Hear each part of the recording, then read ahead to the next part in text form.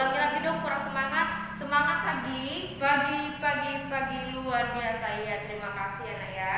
Nah hari ini ya kita akan belajar tentang pembelajaran untuk kelas 2 ya. Kelas 2 itu tentang pengalaman bahasa Indonesia ya nak ya, kita hari ini ya. Nah, sebelum kita pembelajaran ya untuk kelas 2, Ibu absen dulu. Siapa di sini yang tidak hadir? Iya, alhamdulillah hadir semua ya nak ya. Iya. Nah, kita pembelajaran bahasa Indonesia ini tentang pengalaman ya. Jadi untuk membuat suatu pengalaman ya berarti kita harus mengalami cerita tersebut. Iya, yang kayak gimana sih pengalaman? Kayak pengalaman berlibur ya. Kita kalau sudah terima rapot itu pasti ada liburan. Nah, biasanya ada yang liburan kemana? Iya, ke danau, ke pantai, ke kota. Ya banyak sekali pengalaman. Nah, itu bisa kita tuliskan dalam sebuah cerita. Jadi kalian di sini akan belajar cara membuat cerita dari pengalaman kalian. Sama halnya kayak kalian nanti tuh akan disuruh bercerita ke depan ya. Nah, sama kayak kalian itu punya pengalaman nih, punya cerita diceritain ke teman. Kayak curhat ya, kayak aku kemarin itu jalan-jalan ke pantai. Ini loh, aku ini loh, aku ini. Nah, itu bisa dibentuk cerita dan sebuah cerita yang kalian akan tulis ya. Jadi, untuk menuliskan cerita tersebut kita mempunyai yaitu kerangkanya dulu ya nak ya. Yang pertama itu dalam paragraf pertama itu ada penjelasan untuk pembuka, kemudian isi dan penutup ya. Dan kemudian itu juga bisa dibikin bentuknya kayak menarik mungkin lah cerita kalian dalam pengalaman jalan-jalan waktu liburan mungkin ya. Iya. Nah, untuk kelas 2 ya, kelas 3 silakan kalian bikin cerita nih. Nah, di sini ada contoh nih. Ada contoh gambar nih. Ini juga pengalaman ya. Pengalaman. Nih. Ini pengalamannya itu dia bangun kesiangan ya, nanya ceritanya itu ya. Jadi malam-malamnya itu dia nonton TV terlalu larut malam sehingga besok paginya dia bangun kesiangan. Dia bahkan tidak sempat mandi, cuma sikat gigi doang kan. Nah, cuma sikat gigi aja. Jadi dia berangkat sekolah itu terlambat, maka itu dia dihukum. Kemudian dia dihukum untuk menyapu halaman sekolah. Kemudian dia akhirnya menyesal karena semalam itu bangunnya tidurnya terlalu larut malam sehingga paginya bangunnya kesiangan. Jadi ini termasuk pengalaman ya, Naya. Pengalaman yang kurang baik lah ya, karena dia terlambat sekolah ya. Nah, untuk pengalaman liburan juga boleh. Jadi silakan untuk kelas 3 untuk menuliskan pengalamannya di kertas HPS yang akan Ibu bagikan ini kertasnya ya. Silakan kalian tulis di kertas HPS tentang pengalaman kalian. Nanti akan dikumpulkan, Ibu suruh baca ke depan agar teman-teman yang lain bisa mendengarkan pengalaman kalian. Oke? Ini Ibu bagikan kertasnya ya. Assalamualaikum warahmatullahi wabarakatuh. Bagaimana kabarnya anak-anak? Iya baik, alhamdulillah ya. Nah, untuk hari ini sebelum kita mulai pembelajaran, marilah kita mengucapkan Bismillahirrahmanirrahim ya, berdoa selesai. Nah, untuk kelas 6 ya, kita sebelum memulai pelajaran Ibu absen dulu. Siapa yang sini nggak sekolah? Nggak hadir? Iya, hadir semua, alhamdulillah hadir semua ya, sehat semua ya. Iya, di sini untuk kelas 6 ya. Berhubung gurunya berhalangan tidak bisa masuk, jadi Ibu yang mengisi kelasnya ya. Kita hari ini mau belajar tentang gejala alam. Nah, itu seperti bencana. Jadi kita pembelajarannya hari ini IPS. Oke, untuk kelas 6. Nah, sebelum kita masuk ke pembelajaran, Ibu tanya dulu nih. Ada yang tahu nggak apa yang dimaksud dengan bencana alam. Ada yang tahu nggak? Iya. Siapa?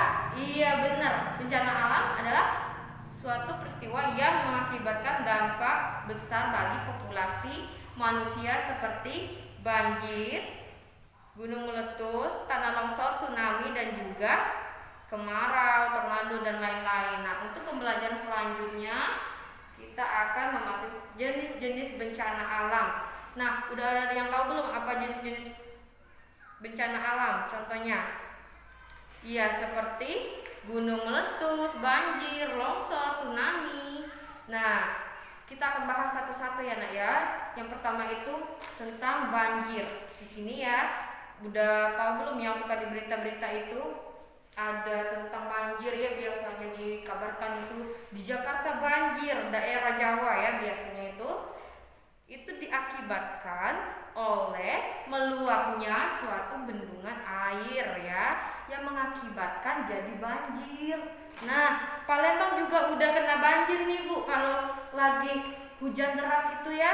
Iya, biasanya sering terjadi di kota-kota besar yang tidak mempunyai serapan air yang cukup untuk menyerap air hujan. Nah, itu biasanya banjir. Itu juga bisa disebabkan oleh pembuangan sampah sembarangan pada penyerapan air. Kayak kita buang sampah di penyerapan itu menghambat air untuk terserap sehingga terjadinya genangan air, itu banjir ya.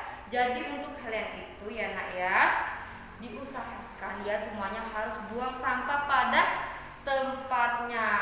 Itu juga bisa menyebabkan pencemaran air sungai. Kalau kita buang sampah sembarangan di sungai kan, itu bisa menyebabkan air sungai tercemar, ikan-ikannya jadi mati. Kita pun yang suka mandi di sungai, mungkin ada masyarakat yang masih mandi di sungai, itu jadi gatal-gatal, airnya tidak bagus, tidak bisa untuk dikonsumsi, tidak bisa untuk diminum ataupun dipakai untuk cuci baju ya. Itu bisa menyebabkan gatal-gatal, menyebabkan diare juga kalau kita minum air sungai yang sudah tercemar. Jadi untuk kalian ya anak-anak, jangan membuang sampah sembarangan di sungai ya.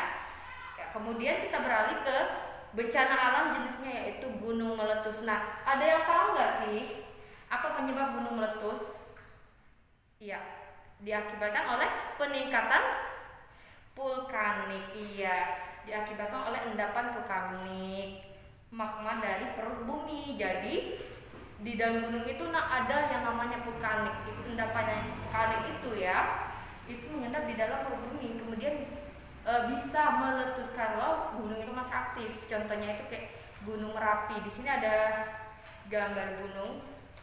Nih, ini kan, ini termasuk bencana alam yaitu gunung meletus kayak Gunung Merapi gitu ya. Itu masih aktif. Jadi kita harus berhati-hati untuk masyarakat yang masih tinggal di dekat pergunungan. Maka dari itu BMKG ya, itu tugasnya selalu mengontrol atau mengecek situasi keaktifan gunung tersebut. Apabila terjadi gejala-gejala misalnya akan meletus, itu masyarakatnya sudah dikasih tahu ya dari jauh-jauh hari, diperingatkan gitu kan untuk berhati-hati atau menghindari letusan yang akan terjadi dalam prediksi BMKG ya. Jadi bersyukur kita yang nggak tinggal di dekat pegunungan ya nak ya, kita terhindar dari bencana alam gunung meletus ya. Nah, kemudian ada tsunami. Ada tahu nggak bencana tsunami? Iya, benar. Kayak di Aceh pada 2004 ya. Di Aceh itu pada 2004 itu termasuk tsunami yang besar ya nak ya, hingga menelan banyak korban ya. Teman-teman kita, saudara-saudara kita banyak meninggal dalam peristiwa tersebut ya. Nah, di situ tsunami itu termasuk karena apa sih?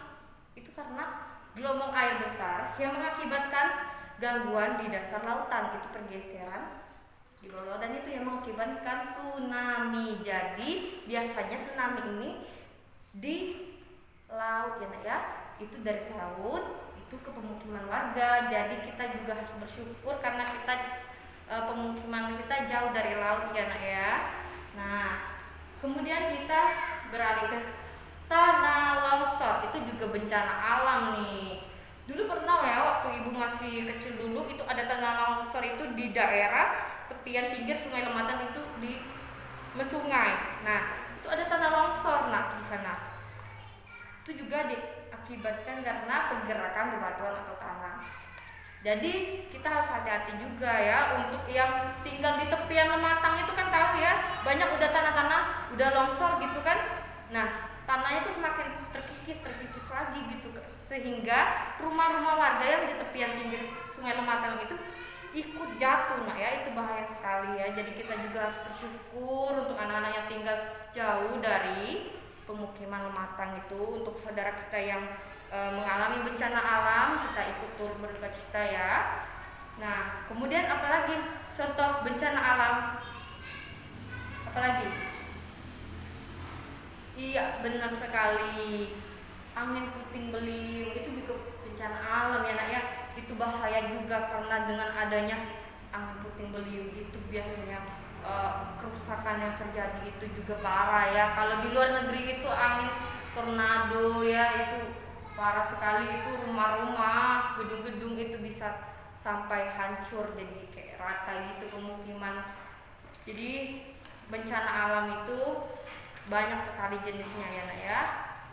Nah, kalau kayak bencana yang termasuk dari campur tangan manusia itu ada juga ya nak ya, seperti terjadinya kebakaran hutan. Itu bisa jadi kan ada dari faktor manusia, kayak kita lagi di hutan itu kayak buang untuk rokok sembarangan bisa mengakibatkan kebakaran hutan. Ada juga kayak penebangan pohon secara liar, itu juga bisa mengakibatkan ketidakseimbangan ekosistem untuk makhluk hidup ya nak ya. Kalau hutan ditebang, apa yang terjadi? Iya, sumber oksigen kita menurun. Nah, iya benar. Lapisan ozon jadi menipis. Iya benar. Dan juga hewan-hewan yang tinggal di hutan jadi tidak punya tempat tinggal. Nah, sering kita temui tiba-tiba ada ular masuk ke rumah ya.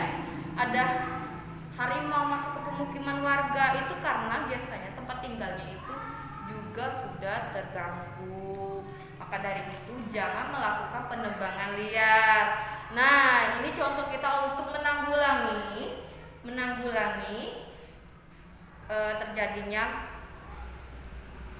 hutan gundul itu ya. Kita menanam pohon kembali. Kita di sekitar sekolah ini melakukan penghijauan seperti menanam pohon-pohon beringin, mangga, nangka. Nah, itu termasuk penghijauan. Jadi, apa yang harus kita lakukan?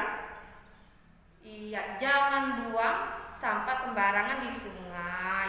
Terus mengadakan penghijauan, ya, reboisasi, yaitu menanam kembali pohon-pohon. Terus apa lagi?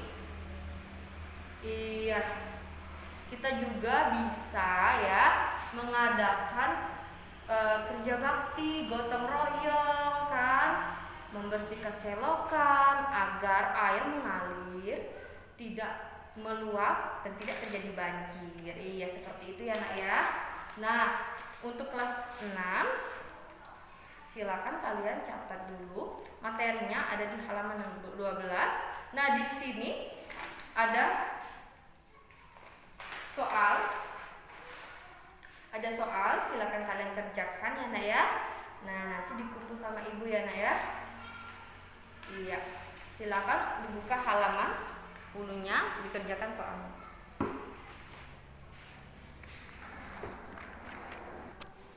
Iya, terima kasih anak ya, udah dikerjakan semua ini soal-soal dari halaman 10 tadi. Ini udah ibu rekap nilainya ya. Nah, untuk kelas 6 kalian harus lebih semangat lagi belajar karena kita bakalan lulus sekolah. Untuk kelas 6 kan udah tingkatan paling atas ya, udah mau tamat ya. Nah, jadi kita harus sering belajar lagi untuk anak-anak ibu ya. Terus belajar di rumah. Nah, sebelum ibu akhiri pembelajaran, ibu ucapkan terima kasih dan maaf jika ada salah-salah ngomong ya nak ya. Nah, lebih giat lagi belajar, ibu ditutup. Wassalamualaikum warahmatullahi wabarakatuh.